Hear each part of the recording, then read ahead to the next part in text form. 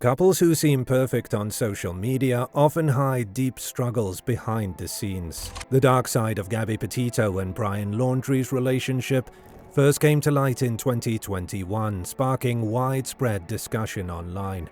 What began as a dream cross-country road trip ended in tragedy. After a series of disputes, Gabby disappeared and was later found murdered in September 2021.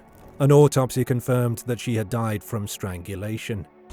Yet the full truth of what happened between them remains a mystery. We've already discussed this case in detail in another video. If you're unfamiliar with the basic details, we recommend watching that first to get up to speed. This video focuses on another heated debate on social media. Welcome to Bad Things. Stick around as we dive deeper into the discussion on social media about whether Gabby was responsible for her own murder. Be sure to stay with us until the end, as it's important to analyze each detail before coming to your own conclusion. How did social media help solve this case? What began as a missing person case soon turned into a murder investigation. Discussions about it spread across various platforms, engaging both everyday social media users and experts alike. It's undeniable that this case received an unusually high level of attention. Every year, hundreds of thousands of people go missing in the US, yet only a handful of cases capture the public's interest to this extent.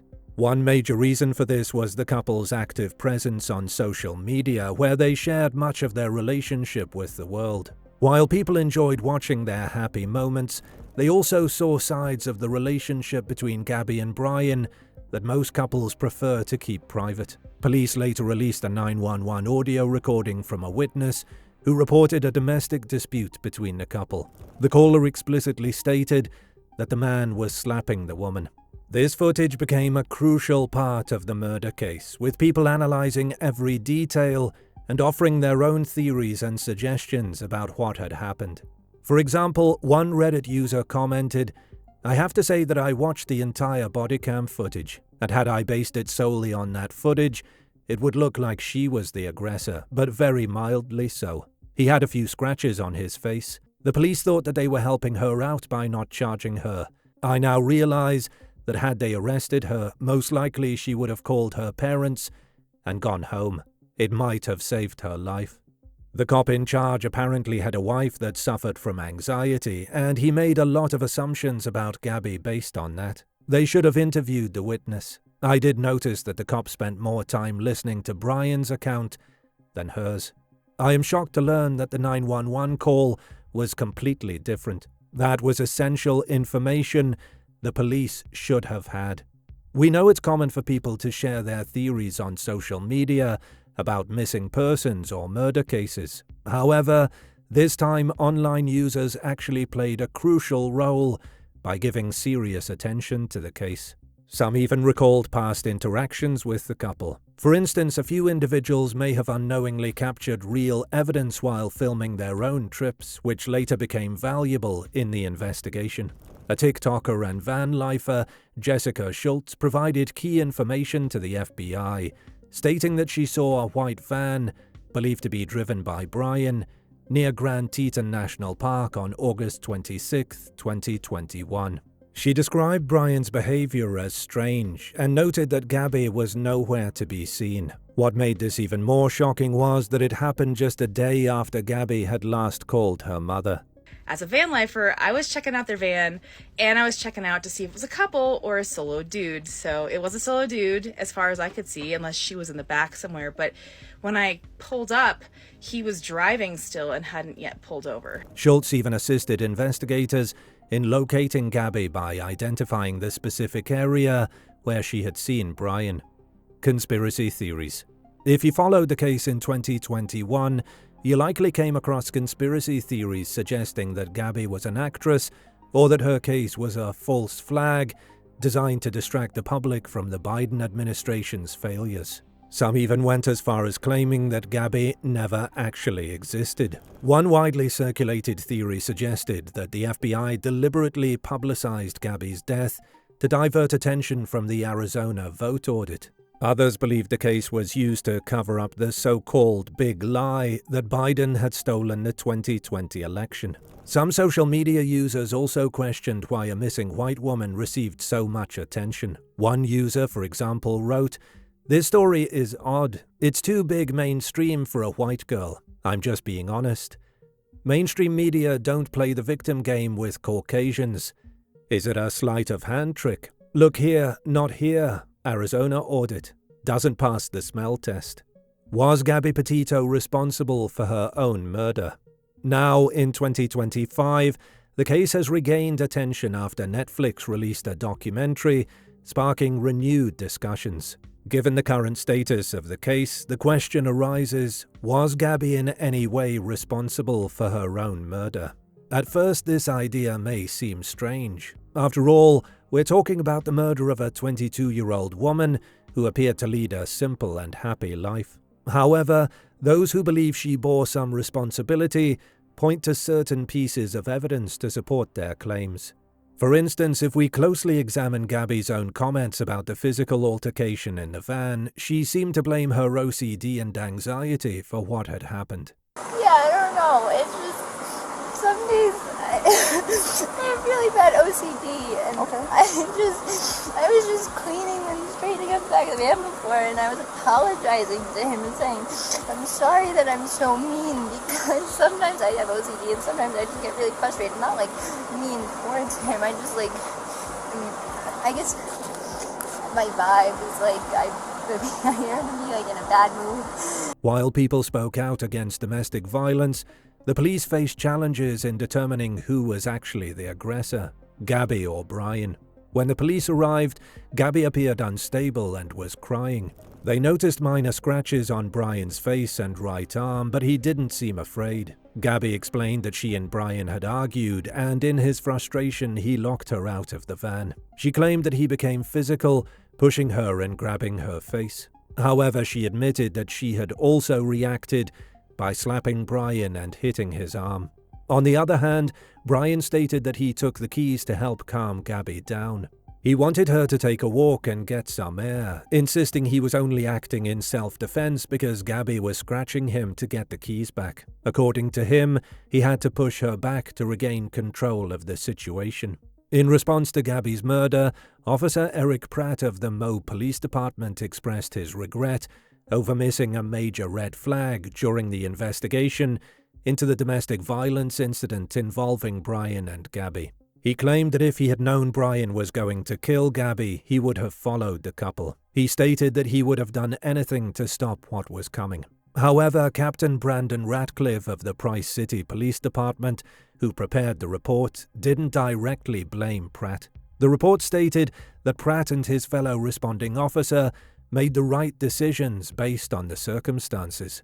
The matter didn't end there. Ratcliffe suggested that Gabby should have been arrested for hitting Brian. He even stated that, based on the information available, Gabby would be considered the suspect, with Brian as the victim. The report also recommended that officers receive additional domestic violence training to better understand state laws and statutes. The police faced significant criticism for labeling the incident as a mental health break experienced by the young woman, rather than classifying it as a case of domestic violence. This is one of the most important points to discuss in this case. We received many comments regarding Gabby's OCD. For example, one said someone with OCD should not do van life, especially with another person. A van is way too small. If you can afford an expensive RV, but not a small van. Another user proposed the scenario that Gabby's emotional dependence on Brian led to her death. After the police separated them following the fight, she might have become overwhelmed. They explained her reactions in detail, stating she was prohibited to communicate with Brian, so to feel emotionally stable, she reached out to the person who felt closest and safest to what a real lover does. Her ex, Gabby, likely feeling shame and fear of judgment, confided more in her ex rather than her family. She indicated, or Brian found out, knows her password, that she would leave him. This 100% threatened Brian's precarious sense of control and the meticulous energy he had invested to ensure she remained solely his. Ultimately, this final escalation, fueled by unresolved insecurities and maladaptive coping mechanisms, resulted in a tragic outcome. This idea suggests that while Brian was guilty, his actions were provoked by the intense emotions Gabby was experiencing at the time. You may have come across some seriously aggressive comments about Gabby Petito on social media. For example, one comment on X said, "Gabby Petito seemed annoying, just saying." Our analysis. While the internet may be blaming Gabby for her own murder, we personally believe she was a victim. It's difficult to say that only one partner was abusive in the relationship. However, various sources highlight alarming red flags in Brian's behavior. Gabby's long-term friend has claimed that Brian was controlling, and while Gabby was aware of this, she didn't want to accept the reality of the situation. Even Gabby wrote in her journal that she didn't deserve Brian. She blamed herself multiple times, feeling like she was causing problems in their relationship. She may have tried harder to make the relationship work, but Brian's manipulative behavior likely made her feel like an incomplete person. Some people assume that when someone, especially a woman, strongly expresses their emotions, they are acting irrationally. This traditional perspective makes women vulnerable to being gaslit into believing they are the ones causing problems. Many people on social media support Gabby. One person commented on our previous video about this case saying, "Some of these comments disappoint me. She was not abusive. She was being pushed to her breaking point because that's what abusers and narcissists do. Everything they can to push you to your breaking point because they want a reaction. They want to easily deflect and blame you as the crazy and abusive one." Watch her conversation to the police. Constant cleaning and apologizing, calling herself OCD and mean. Everything he wanted. He had scratches on his face because that's the most common way a woman protects herself. Sometimes mental instability like this is the abuser's fault, not the victim's. Brian criticized Gabby's life choices, particularly her career. Sources even suggest that he controlled her whereabouts and tried to isolate her from her loved ones.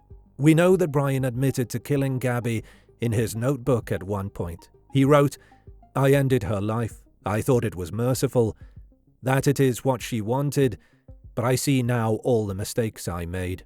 I panicked. I was in shock. But from the moment I decided, took away her pain, I knew I couldn't go on without her." However, these words didn't exactly portray Brian as a good person and were seen by some as a joke. Some users believe he was trying to manipulate readers with the way he chose his words. For example, one comment said, "Arrest would have meant loss of control, so he killed himself, writing that ridiculous note, hoping to control what's believed about him post-mortem." When things are uncertain, people tend to come up with theories, some that don't make sense, and others that help investigators solve the case, like this one. While we share both types of theories, we can't be sure about events we haven't personally witnessed or verified. However, it's important to stay updated on what people are saying about various cases to support justice. What do you think? Did Gabby's mental health issues contribute to her death, or was Brian a cold-blooded killer? We'd love to hear your thoughts in the comments. We'll be posting more videos revealing hidden truths behind various crimes, so make sure to subscribe to our channel if you don't want to miss out.